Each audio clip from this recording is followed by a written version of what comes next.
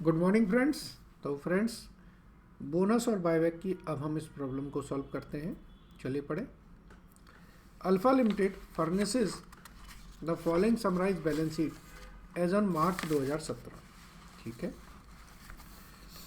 इनके पास equity share capital है 24 लाख की। इसके बाद रिजर्व एंड सरप्लस पड़े हुए इनके पास 1620 के, डिवेंचर्स हैं 1500 के, एंड करंट लाइबिलिटीज आपकी है वो आपकी 1620 की। ठीक है, इसके बाद फिक्स एसेट्स आपके हैं 4052 के, और करंट एसेट्स आपकी हैं 3348 की। चलिए नीचे पढ़े। On 1 April 17 the company announced buyback of 25% of it equity shares at the rate of rupees 15 per share. For this purpose, it sold all its investment for rupees 150 lakh. तो investment हैं कितने के? इन्वेस्टमेंट आपके 148 के हैं, 2 लाख रुपए का profit हो गया। On 10th April, the company achieved the target of buyback. On 30th April, the company issued 1 fully paid equity shares of rupees 10 each by way of bonus for every 4 equity shares held by the equity shareholder by capitalization of capital redemption reserve. ठीक है, so you are required to pass necessary general entry and prepare the balance sheet of Alpha Limited after bonus issue. तो इसमें bonus भी है, इसमें आपका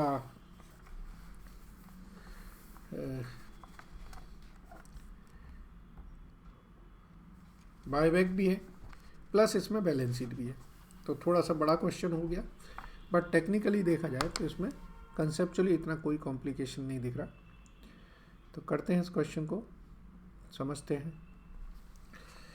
चलिए, सबसे पहले तो हमें जनरल एंट्रीज पास करनी होंगी, तो हम जनरल एंट्रीज पास कर देंगे इन दी बुक्स ऑफ अल्फा लिमिटेड। ठीक है,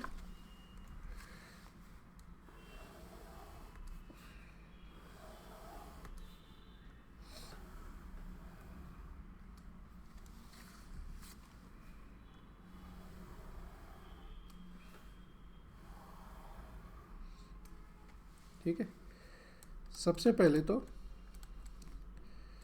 1 अप्रैल 17 की एंट्री करें। इन्वेस्टमेंट को बेचें, bank account debit 150 lakhs to investment 148 lakh to profit on sale of investment 2 lakhs। ये आपके रुपीज़ इन लैक्स हो गए। इन्वेस्टमेंट को बेच दिया। अब कंपनी ने क्या कहा था कि भाई हम 25% शेयर खरीद लेंगे, तो 25% का मतलब है 600 lakhs के। ठीक है, तो 60 लाख शेयर्स खरीदेंगे 10 रुपये के, और 5 रुपये प्रीमियम पे। तो 10th अप्रैल 2017 को कंपनी ने ये अचीव कर लिया। तो यानी कि इक्विटी शेयर कैपिटल 600 lakhs की, सिक्योरिटी प्रीमियम 300 lakhs का, to equity share buyback 900 lakhs, and फिर अगली एंट्री होगी equity share buyback account debit to bank 900 lakhs। ये आपने बायबैक कर लिया। आपके पास कैश थी, हाँ 1480 की है, तो कोई ऐसी दिक्कत की बात नहीं। अब कंपनी ने बोनस इशू किया है, लेकिन जब भी हम बायबैक करेंगे तो फेस वैल्यू ऑफ रिडेम्पशन हमें कैपिटल रिडेम्पशन रिजर्व बनाना पड़ेगा। तो इसके लिए हम क्या यूज़ करें, हमारे पास सिक्योरिटी प्रीमियम 350 का है, जनरल रिजर्व 530 के है, 400 के कैपिटल रिडेम्पशन रिजर्व है and profit and loss account 50 का है।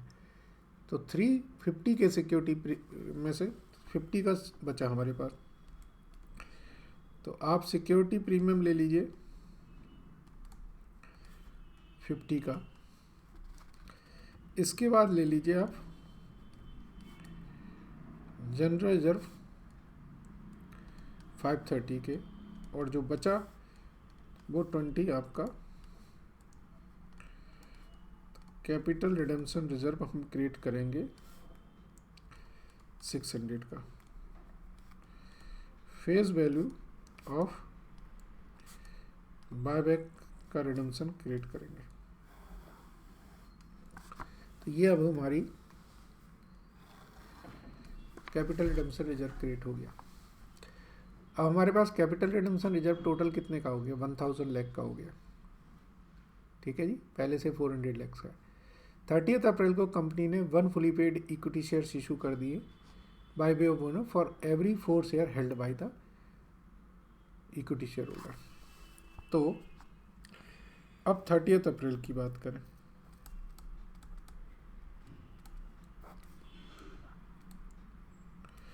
बोनस दे दिया, तो हमारे पास हैं कितने, 1800 के अब शेयर बचे हैं शेयर कैपिटल में। ठीक है, आफ्टर बायबैक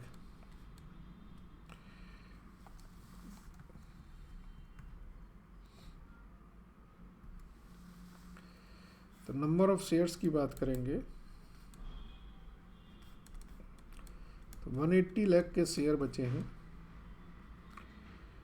जो बायबैक के बाद बचे हैं,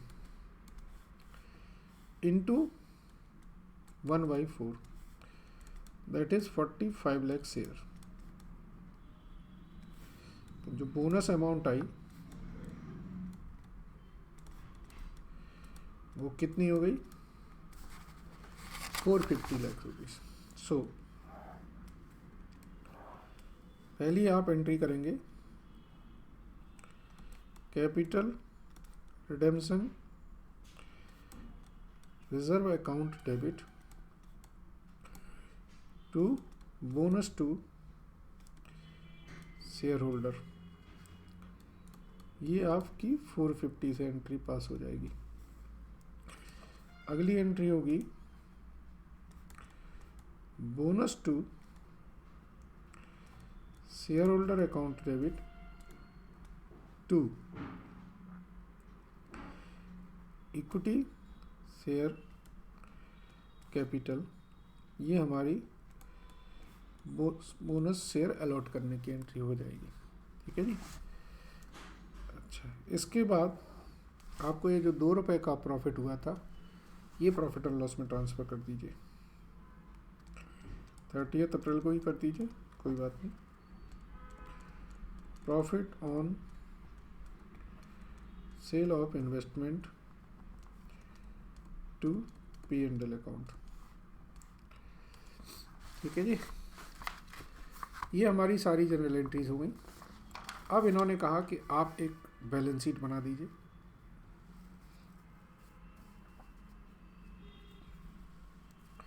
तो बैलेंस शीट के लिए आपके पास जो फॉर्मेट्स हैं वही यूज़ करने हैं, कोई ज़्यादा इसमें रॉकेट साइंस नहीं है।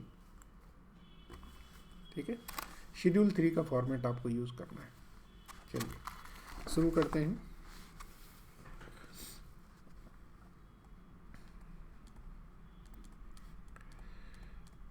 बैलेंस शीट आफ्टर बायबैक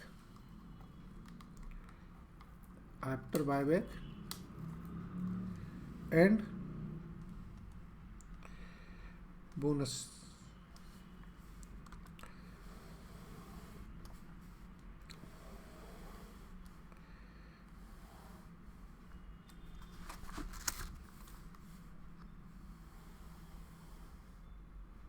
ठीक है, यहाँ पे हम नोट नंबर लिख देंगे। सबसे पहले हम इसका फॉर्मेट लिख लेते हैं इक्विटीज एंड लाइबिलिटीज, उसमें नंबर 1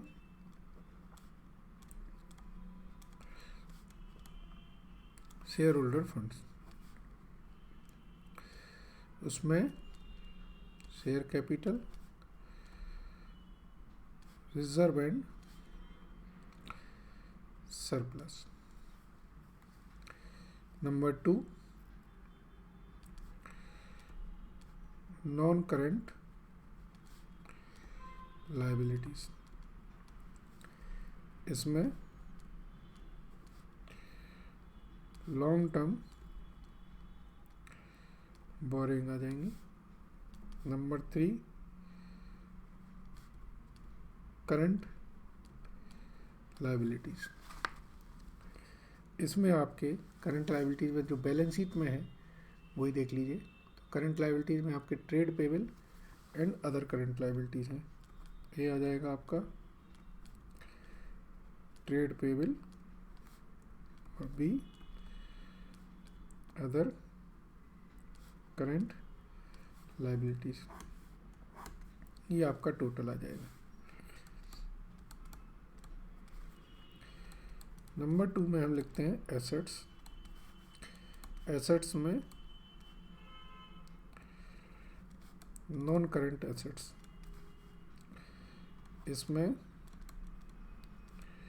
फिक्स एसेट्स, ठीक है जी, और इसके अंदर भी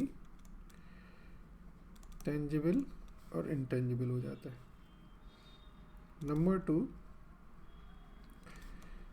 करंट एसेट्स, इसमें inventories, trade receivable,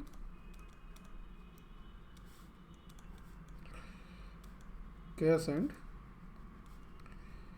cash equivalent, ठीक है जी, और फिर ये इसका टोटल आ जाएगा। फ्रेंड्स, सबसे पहले तो जिसमें जो चेंज नहीं है उस फिगर्स को एज इट इज लिख दें। बैलेंस शीट ये दी है, इसी से देखिए फिक्स एसेट्स में कोई चेंज नहीं है, इन्वेंट्री में कोई चेंज नहीं है, ट्रेड रिसीवेबल में कोई चेंज नहीं है, तो इनको लिखें 4052 1200 and 520। Cash and cash equivalent का हम लोग कर लेंगे। ऐसे ही लॉन्ग टर्म बोरोइंग में कोई चेंज नहीं है, ये आपके 12% डिवेंचर्स हैं, तो ये आपके 1500 एज इट इज आ जाएंगे। ट्रेड पेबल 1490 और 390। आपका जो चेंज आया है वो सिर्फ शेयर कैपिटल में आया है और आपका रिजर्व सरप्लस में आया है, तो इसके आप नोट बना दीजिए।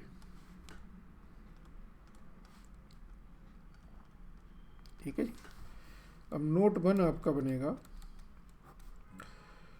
शेयर कैपिटल का।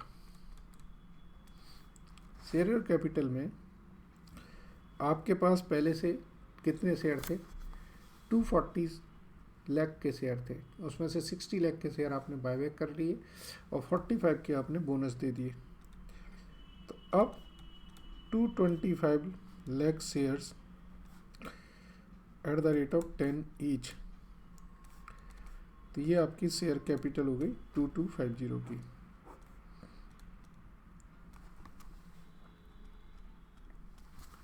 ठीक है जी। अब नोट 2 की बात करते हैं। नोट 2 आपका है रिजर्व एंड सरप्लस में। सिक्योरिटी प्रीमियम आपका था कितना?